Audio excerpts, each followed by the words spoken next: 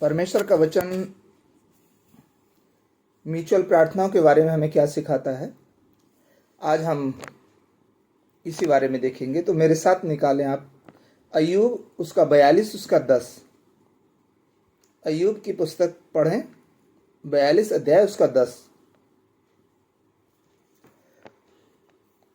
कोई भी जी सर।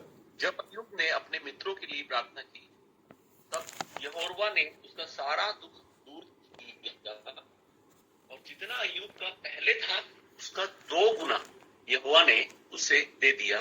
आमीन आमीन। Thank you. म्यूचुअल प्रार्थना को एक आशीष का मार्ग भी कहा जाता है, ए पाथवे टू ब्लेसिंग, इसको हम ऐसा बोलते हैं। मसीही जीवन का जो मूल स्तंभ है वो प्रार्थना है, लेकिन जब हम केवल अपने लिए ही प्रार्थना करते हैं और हम दूसरों के लिए प्रार्थना नहीं करते, तो यह प्रार्थना उतनी प्रभावशाली नहीं होती है।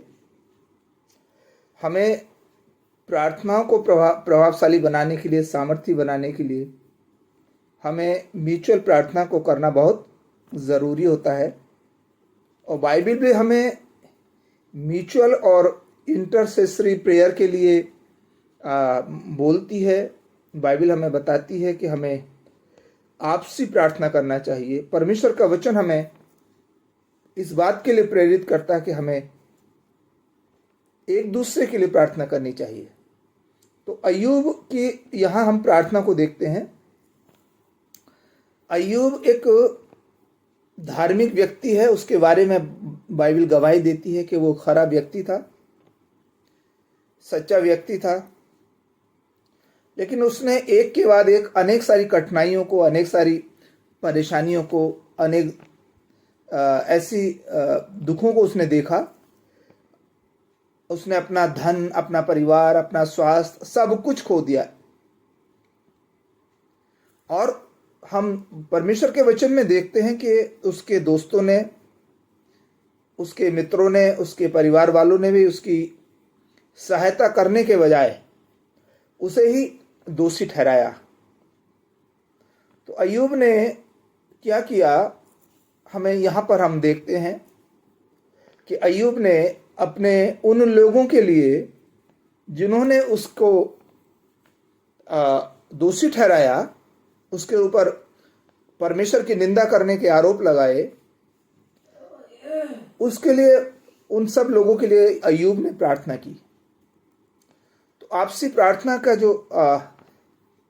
जो हम महत्व देखते हैं, इम्पोर्टेंस देखते हैं,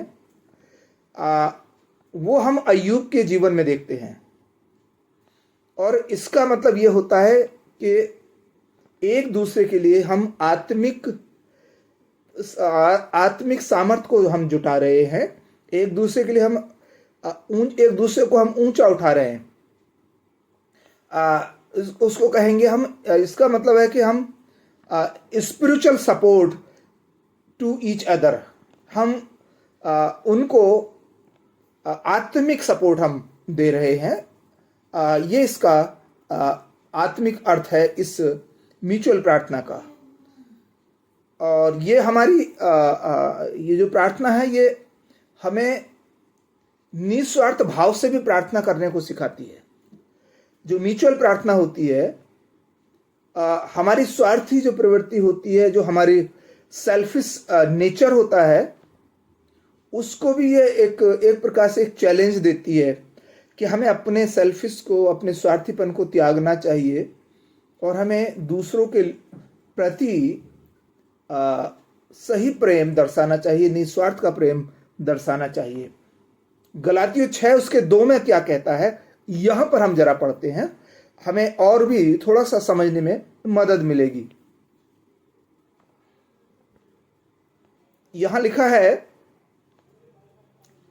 तुम एक दूसरे का भार उठाओ। गलातियों 6 उसका 2, तुम एक दूसरे का भार उठाओ और इस प्रकार मसीह की व्यवस्था को पूरा करो। Carry each other burdens and this way you will fulfil the law of Christ. मसीह की व्यवस्था को तुम इस प्रकार पूरा करो। और हमारी म्यूचुअल प्रार्थनाएं ही हमें ये सब करने के लिए कहती हैं। अगर हम प्रार्थना करते हैं, म्यूचुअल एक दूसरे के लिए प्रार्थना करते हैं, तो ये हम इस बात को दर्शाया गया कि हम एक दूसरे का बोझ उठाते हैं, एक दूसरे को हम आगे अपने से आगे रखते हैं। और इसमें सिंपली जो हम पैटर्न फॉलो करते हैं, पैटर्न यही है कि हम प्रार्थना करते हैं, प्रार्थना के बाद में हम एक या दो सॉन्ग गाते हैं। आप थोड़ा समझ लें इस फॉर्मेट को। एक या दो सॉन्ग गाया, एक छोटा सा वचन पढ़ा, और उसके बाद में प्रार्थना का निवेदन हमने ले लिया। तो जो व्यक्ति प्रार्थना का निवेदन दे रहा है, कोई दूसरा व्यक्ति उसके लिए प्रार्थना करता है, और जब वो दूसरा व्यक्ति उसके लिए प्रार्थना कर देता है, तो फिर वो दूसरा व्यक्ति उस व्यक्ति से उसके निवेदन पूछता है, या हमारा जो होस्ट है वो भी प्रार्थना का निवेदन उससे ले सकता है। तो इस प्रकार से हम एक दूसरे के लिए प्रार्थना करते हैं।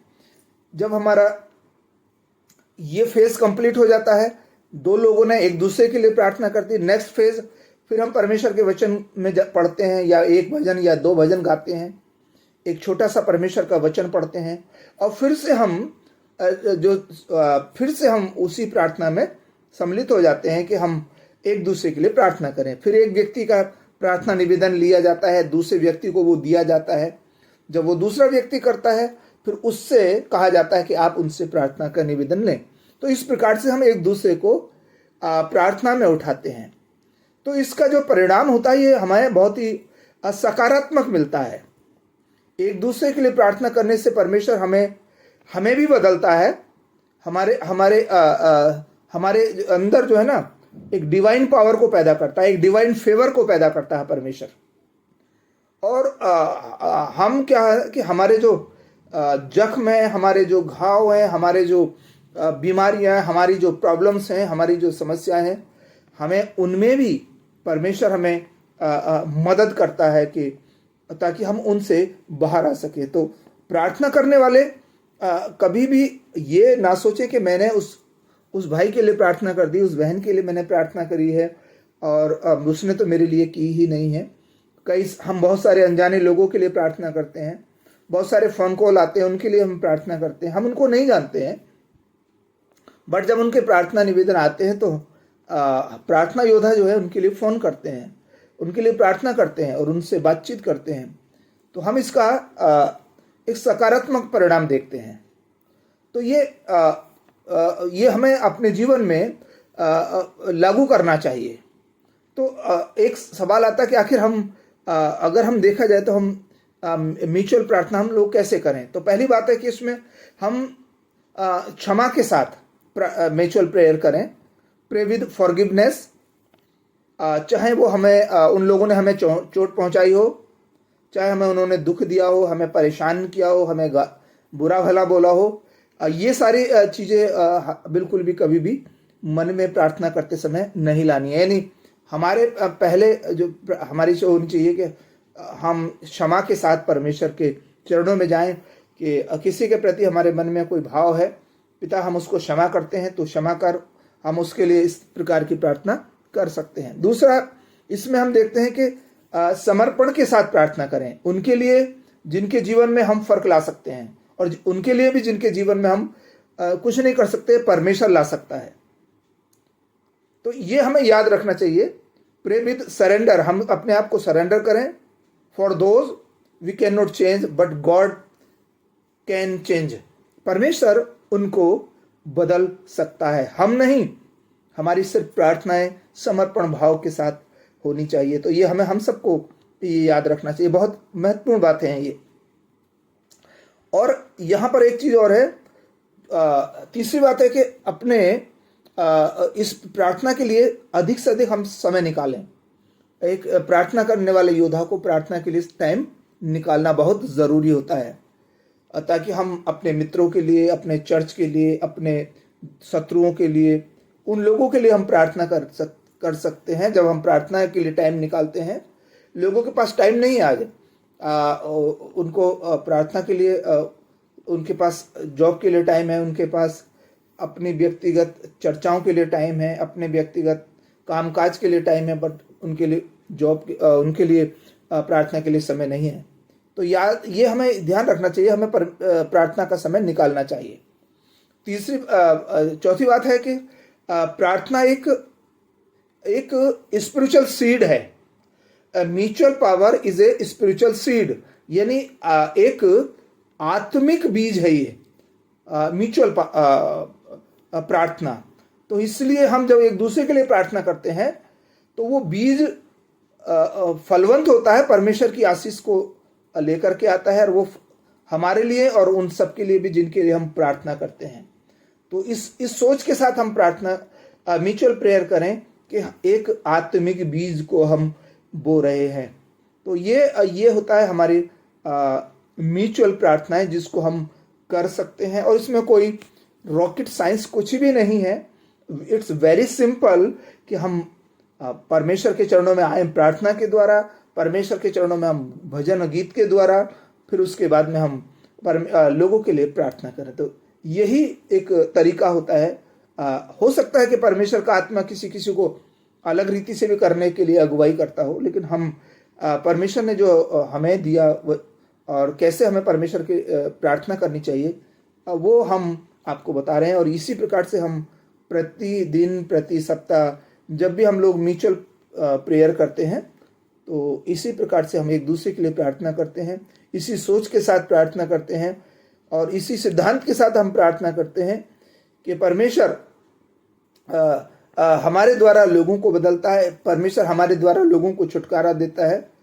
और ये बात हम सबको याद रखनी चाहिए कि परमेश्वर सब कुछ कर सकता है। वो उसका जो उसका डिवाइन फेवर है वो हम प्रार्थना के द्वारा उसकी तरफ मोड़ सकते हैं, परमेश्वर का डिवाइन फेवर।